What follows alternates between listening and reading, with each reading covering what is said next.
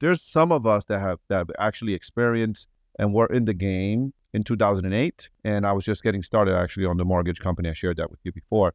And, I think that time taught us all, those of us that were in the game, a lot of really good, valuable lessons. I like to know from your perspective, what did you learn? What was your biggest lesson? Think through a couple different options with this. When we're working with our investors, we talk about having an exit strategy or two, or a plan or two, right? If something doesn't work out, you got to think a couple different steps to see what you could potentially do. So I think for me, the biggest lesson was I could kind of see the writing was coming on the wall here, and I knew I had to act. And so I said, either we're going to stay in this thing, we're going to try to find a way. I wasn't dead set on staying. So I started to explore some options, and I was willing to talk to lenders.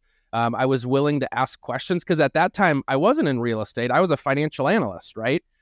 So I didn't know anything about the real estate market. So I was curious and asked questions to figure out what would I need to do to be able to possibly make this happen. And then I look at it as, give me the target, and then I try to build the plan to get to that target. So when I just said, hey, what would need to happen for me to be able to rent this out? And the lender came back and said, here's what you got to do. And then I just kind of started on that path. And then in the meantime, I did have, those backup plans. If we had to stay in the house, we had to stay in the house. Same thing with the flip property that we did. That actually came about because my brother-in-law was having a hard time with a bad landlord. And I was like, well, how much are you paying for rent? So he told me, and then I started to look at home prices out there, and I was like, oh, if I could buy this property, charge him the same rent that he was paying, but his landlord would now be me and his sister, we would treat him well. We would be respectful to him. And then that property needed a second tenant. So I was like, okay, well, if I charge this for the other tenant, now I could cash flow every month. And so I looked at, okay, what do I have to do to put money into this? And so I ran some numbers.